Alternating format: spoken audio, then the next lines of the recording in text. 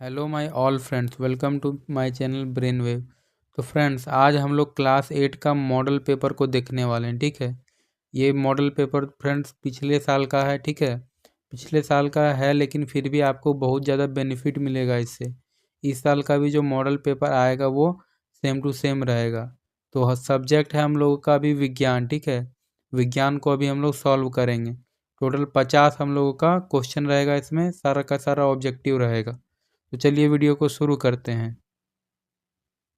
हम लोगों का पहला क्वेश्चन है, सूक्ष्म जीव का निवास स्थान कहाँ है। तो फ्रेंड्स, सूक्ष्म जीव जो है हर जगह पाया जाएगा, वायु में, पानी में, जीवित वस्तुओं पर हर जगह पाया जाएगा। इसलिए इसका आंसर ऑप्शन डी हो जाएगा, उपयुक्त सभी। अगला है, निम्नलिखित में कौन सा रोग मच्छर से फैलता है। तो मच्छर से हम लोग का क्या फैलता है, मलेरिया फैलता है। अगला है, बायोडीजल के निर्माण में कौन सा सूक्ष्मजीव सहायक है। तो शैवाल हम लोग का सहायक होता है बायोडीजल के निर्माण में। अगला देखिए, निम्न में से सबसे बड़ी कोशिका कौन है। सबसे बड़ी कोशिका हम लोग का क्या होता है, शुतुरमुर्ग का अंडा, जिसका लंबाई जो है 17 सेंटीमीटर और चौड़ाई जो है लगभग 13 या फिर 14 सेंटीमीटर होता है। ठीक है, इसको भी आप लोग याद रख सकते हैं। अगला है, कोशिका के किस भाग में गुणसूत्र उपस्थित होता है। तो फ्रेंड्स, कोशिका में जो हम लोग का गुणसूत्र होता है वो केंद्रक के अंदर में पाया जाता है। तो इसका सही आंसर हो जाएगा ऑप्शन ए, केंद्रक में। देखिए, ये इस टाइप से कोशिका रहता है, बीच में केंद्रक रहता है, और केंद्रक के अंदर ऐसे धागा धागा धागा जैसा संरचना रहता है। इसी को हम लोग गुणसूत्र कहते हैं। ठीक है, अगला देखिए, किस धातु की भौतिक अवस्था द्रव रूप में होती है। तो द्रव रूप में कौन सा धातु पाया जाता है, हम लोग का पारा पाया जाता है। अगला देखिए, एक्सरे करने हेतु किस धातु का उपयोग किया जाता है। तो एक्सरे में हम लोग का लेड धातु का उपयोग किया जाता है। एक्सरे आप लोग को पता होगा ना, जैसे हड्डी वगैरह टूट जाता है तो एक्सरे कराना पड़ता है। अगला है, झारखंड के जादूगोड़ा में किस धातु की प्रचुरता विद्यमान है। यानी कि जादूगोड़ा में कौन सा धातु सबसे ज़्यादा मिलता है। तो हम लोग का मिलता है यूरेनियम। ठीक है, लेकिन आप लोग हमको कमेंट में बताइए कि यूरेनियम किस प्रकार का संसाधन है, आप लोग इसको बताइए। अगला है, धातुओं का वह गुण जिससे उन्हें पीटकर चादर बनाई जा सकती है। तो इस गुण को हम लोग क्या कहते हैं, इस गुण को हम लोग कहते हैं आघात वर्धनीयता। ठीक है, आघात वर्धनीयता के कारण धातु को इसे पीट पीट करके लंबा लंबा हम लोग चादर बना सकते हैं। अगला क्वेश्चन देखिए, इनमें से ऊष्मा की सबसे कम चालक धातु कौन सी है। ऊष्मा का चालक, ऊष्मा का चालक करना मतलब हुआ कि जैसे ये कोई धातु है। ठीक है, अगर यहाँ इसको हम लोग गर्म करने लग गए हैं आग से, तो ये इधर भी यहाँ तक भी गर्म हो जाता है। यही होता है धातुओं का ऊष्मा का चालकता। ठीक है, तो सबसे कम किसका होगा, पारा। ठीक है, पारा को अगर हम लोग एक साइड से इधर से अगर गर्म करते हैं तो इधर बहुत कम गर्म जाता है। ठीक है, अगला देखिए, निम्नांकित में से कौन घोल विद्युत का कुचालक है। यानी कि कौन सा घोल इसमें से विद्युत का चालन नहीं करेगा, करंट को पास नहीं करेगा। तो करंट को पास नहीं करता आसुत जल, इंग्लिश में भी याद रख सकते हैं डिस्टिल्ड वाटर। ठीक है, अगला देखिए, किसी धातु पर इच्छित धातु की परत निक्षेपित करने की प्रक्रिया को क्या कहते हैं। तो इसको हम लोग कहते हैं विद्युत लेपन। ठीक है, विद्युत लेपन के द्वारा हम लोग कोई एक धातु है उसके ऊपर में दूसरा धातु का परत चढ़ा सकते हैं। अगला देखिए, निम्नलिखित में से किनमें आंतरिक जनन होता है। तो आंतरिक जनन की प्रक्रिया जो होगा वो मुर्गी में होगा। ठीक है, ऑप्शन डी सही होगा। ये जो मछली है हम लोगों का, और स्टार फिश और मेंढक, इसमें बाह्य निषेचन होता है। ठीक है, अगला देखिए, अगला क्वेश्चन है, हाइड्रा में जनन की विधि है। तो हाइड्रा में जो जनन का विधि होता है वो होता है मुकुलन। ठीक है, एक तो ऐसे बड़ा सा हाइड्रा हम लोग का रहता है और यहाँ से एक छोटा सा मुकुल निकलता है। ठीक है, इसी को बोलते हैं मुकुलन विधि। अगला है पृथ्वी की सतह से ऊंचाई के बढ़ने के साथ साथ वायुमंडलीय दबाव। तो जैसे पृथ्वी से हम लोग पृथ्वी में ऊंचा जगह में जाएंगे ना तो वहाँ पर वायुमंडलीय दाब जो है घटता है, ठीक है। और पृथ्वी से पूरा ही बाहर चल जाएंगे तो वायुमंडलीय दाब और एकदम कम हो जाता है। अगला देखिए दाब का मात्रक है। तो दाब का मात्रक हम लोग का पास्कल भी होता है और न्यूटन प्रति वर्ग मीटर भी होता है। तो इसका आंसर होगा ऑप्शन सी दोनों, ठीक है, दोनों इसका सही है। अगला देखिए निम्नांकित बलों में कौन सा संपर्कित बल है। संपर्कित बल का मतलब होता है ऐसा बल जिसको हम लोग छू करके लगाते हैं, ठीक है, जिसको हम लोग टच करके लगा सकते हैं। तो इसका सही आंसर होगा ऑप्शन डी घर्षण बल, क्योंकि घर्षण बल जब कोई दो वस्तु में लगेगा तो ऐसे दोनों एकदम सटा होना चाहिए, ठीक है। अगर मान लीजिए इन दोनों में घर्षण बल लग रहा है, देखिए दोनों वस्तु इस जगह पर सटा हुआ है। अगला है निम्नलिखित में कौन सा पदार्थ अदहनशील है। तो अदहनशील पदार्थ हम लोग का क्या हो जाएगा, पत्थर, क्योंकि पत्थर को अगर हम लोग आग में जलाएंगे तो वो थोड़ी जलेगा, लेकिन लकड़ी, पेट्रोल और कोयला ये सबको जलाएंगे तो फट से जल जाएगा। लेकिन जलाइएगा नहीं आप लोग, पेट्रोल वेट्रोल नहीं जलाइएगा। कुछ लोग दीपावली में पेट्रोल जला देता है, वो सब नहीं करना है आप लोगों को। आगे देखिए किसी पदार्थ के दहन का पोषक पदार्थ है। पोषक पदार्थ क्या होता है कि जिसके हेल्प से कोई भी चीज़ दहन होता है यानी कि जलता है, ठीक है। तो इसमें हम लोग का दहन का पोषक पदार्थ हो जाएगा ऑक्सीजन, ठीक है। ऑक्सीजन से ही किसी चीज़ में आग लगता है। अगला है किसी ज्वाला का सबसे अधिक गर्म भाग कौन सा है। तो सबसे अधिक जो गर्म भाग होता है हम लोग का सबसे बाहरी भाग होता है। अगला देखिए निम्नलिखित में से कौन दो गुणसूत्र मिलकर नर शिशु के रूप में विकसित होता है। तो नर शिशु यानी कि पुरुष वाला पूछा है, पुरुष का हम लोग का क्या होता है एक्स वाई गुणसूत्र होता है, और ये जो एक्स एक्स दिया गया है यहाँ पर ये महिला का गुणसूत्र है। आगे देखिए ये वाला इम्पोर्टेंट है ज़्यादा, आगे का क्लास में भी आप लोग को मिलेगा ये क्वेश्चन, याद रख लीजिए। विश्व एड्स दिवस जो है हम लोग का 1 दिसंबर को मनाया जाता है। अगला देखिए स्त्रियों में होने वाले मासिक स्राव की सामान्य अवधि क्या है। तो मासिक स्राव का सामान्य अवधि होता है 28 दिन का। अगला है समतल दर्पण से बना प्रतिबिंब होता है। तो समतल से जो बनता है प्रतिबिंब वो हम लोग का आभासी होता है, वो वास्तविक प्रतिबिंब नहीं होता है। अगला देखिए वह यंत्र जो दृष्टि रेखा पर नहीं रहने वाले वस्तुओं को भी दिखा सकता है वो कहते हैं। तो देखिए आप लोग जब पढ़े होंगे तो इस टाइप का एक तो यंत्र भी पढ़े होंगे, ठीक है। यहाँ पर आँख लगा के इस जगह पर आँख लगा करके यहाँ का वस्तु को, यहाँ पर मान लीजिए एक तो सेब है, ठीक है, एक टेढ़ा मेढ़ा सेब है, और यहाँ आँख रख करके भी उसको देखा जा सकता है, ठीक है। इस जगह मान लीजिए आँख है तो आँख से ये सेब को देख सकते हैं। तो इस यंत्र को हम लोग क्या बोलते हैं, पेरिस्कोप बोलते हैं, याद रखिएगा।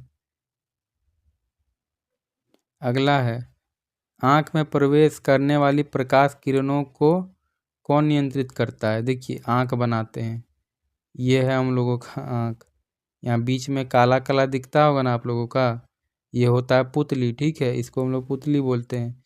ये जितना कम होगा उतना प्रकाश जो है कम अंदर जाएगा, और ये जितना बड़ा हो जाएगा पुतली उतना अधिक प्रकाश जाएगा, ठीक है। तो यही पुतली नियंत्रित करता है कि कितना प्रकाश आँख के अंदर भेजना है। अगला देखिए लंबा क्वेश्चन है, वर्षा ऋतु में बोए जाने वाली एवं अक्टूबर से दिसंबर तक फसल की कटाई वाली फसलें कहलाती है। तो ये सब फसल हम लोग का खरीफ फसल होता है, जिसको हम लोग वर्षा ऋतु में बोते हैं और अक्टूबर से लेकर के दिसंबर में काट देते हैं। इसका कुछ एग्जाम्पल आप लोग कमेंट में बताइए। अगला देखिए स्वपोषी का उदाहरण है। तो स्वपोषी कौन होता है, जो अपना भोजन स्वयं से बनाता है, ठीक है, अपना शरीर के ही अंदर अपना भोजन बना लेता है। तो गाय, गाय क्या अपना खाना खुद बनाता है, नहीं, वो तो चरता है घास पत्ता। तिलचट्टा भी इसी तरह का है, बकरी भी इसी तरह का है। लेकिन अमरूद का पौधा जो होता है वो अपना भोजन खुद से बनाता है अपना शरीर के अंदर में। अगला देखिए, हार्वेस्टर मशीन द्वारा फसल की डैश की जाती है। तो हार्वेस्टर मशीन से क्या होता है पूछा गया है। हार्वेस्टर मशीन से कटाई का काम होता है। देखिए इस फोटो को, ये जो मशीन है ये हार्वेस्टर मशीन है। आगे देखिए, क्वेश्चन है कि बड़े शहरों में रात्रि में चांद, तारे, ग्रह, उपग्रह क्यों नहीं दिखाई देता है। तो शहर में जाइएगा ना तो तारा वारा नहीं दिखेगा रात में। ये क्यों नहीं दिखता है, इसका कारण बताना है। तो इसका कारण हो जाएगा ऑप्शन सी, धूल धुएं से भरे आसमान में कहीं खो जाते हैं। इतना ना धूल और प्रदूषण हो जाता है शहर में कि तारा दिखता ही नहीं है। लेकिन हम लोग का गांव घर में ठीक है, रोज रोज देख सकते हैं हम लोग गर्मी के टाइम में। अगला देखिए, सबसे दूर का ग्रह कौन है। तो सबसे दूर का ग्रह हो जाएगा हम लोग का नेपच्यून। ठीक है, सबसे दूर में नेपच्यून रहता है। आगे देखिए, खगोलीय पिंडों की दूरी को किस इकाई में मापा जाता है। तो इसको मापा जाता है प्रकाश वर्ष में। ठीक है, इंग्लिश में इसको हम लोग बोलते हैं लाइट ईयर। आगे है, किस घर्षण की अपेक्षा सर्पी घर्षण कम होता है। सर्पी घर्षण मतलब कि रगड़ा रगड़ा करके चलना। ठीक है, वही होता है सर्पी घर्षण। तो सर्पी घर्षण किसकी अपेक्षा कम होता है। ठीक है, तो याद रखिएगा स्थैतिक घर्षण। स्थैतिक घर्षण से कम होता है हम लोग का सर्पी घर्षण।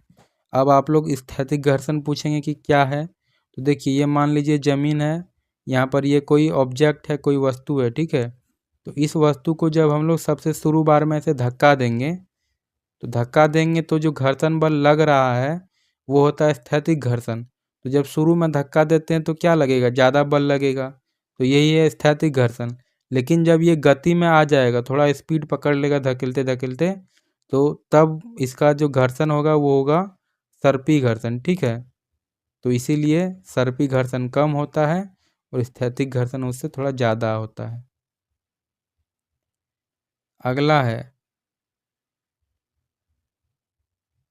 अगला देखिए, तरल हवा जल में गति करने वाली वस्तु को उचित आकार देकर घर्षण बल डैश किया जाता है। तो देखिए, हवा में या फिर जल में जो वस्तु गति करता है ना, उसका शेप अलग ही होता है, थोड़ा नुकीला शेप होता है। तो ये क्यों होता है, घर्षण बल को कम करने के लिए। ठीक है, अगला देखिए, किस आकृति की वस्तु पर तरल घर्षण कम हो जाता है। तो नौकाकार, याद रखिएगा ये इंपॉर्टेंट क्वेश्चन है, एकदम आ सकता है एग्जाम में। नौकाकार जब आकृति रहेगा तो घर्षण बल कम हो जाएगा। अगला है, प्रथम पूर्ण रूप से संश्लेषित रेशा किसे कहा जाता है। तो वो कहा जाता है नॉयलॉन को। ठीक है, याद रखिएगा। अगला है, निम्न में से किस धागे की मजबूती सबसे अधिक होती है। तो सबसे अधिक जो मजबूत धागा होता है वो नॉयलॉन का होता है। इससे जो है ना पैराशूट और पहाड़ चढ़ने वाला रस्सी भी बनता है नॉयलॉन से। अगला है, दमकल कर्मचारियों के कपड़े पर किसकी परत चढ़ी होती है। तो याद रखिएगा मेलामाइन। ठीक है, मेलामाइन की परत चढ़ी होती है। अगला है, ध्वनि की प्रबलता किस कारक पर निर्भर करती है। तो वो निर्भर करती है आयाम पर। ठीक है, जितना आयाम रहेगा ध्वनि उतना प्रबल रहेगा, जितना आयाम कम उतना ध्वनि कम हो जाएगा। तो उसी से रिलेटेड क्वेश्चन है। देखिए, ध्वनि की प्रबलता घटाने के लिए हमें ध्वनि के कंपनों का आयाम घटाना होगा। ठीक है, ध्वनि का प्रबलता घटाना है तो आयाम घटाना होगा। अगला है, पराश्रव्य ध्वनि के कंपनियों की आवृत्ति होती है। तो देखिए, पराश्रव्य जो ध्वनि होता है उसका आवृत्ति होता है 20,000 हर्ट्ज से भी ऊपर। ठीक है, 20,000 हर्ट्ज से ऊपर। अगला है, रिक्टर पैमाने पर किस तीव्रता वाला भूकंप विनाशकारी माना जाता है। तो सबसे ज़्यादा जो विनाशकारी भूकंप होता है उसको जब रिक्टर में मापते हैं ना तो वो 7 या उससे अधिक होता है।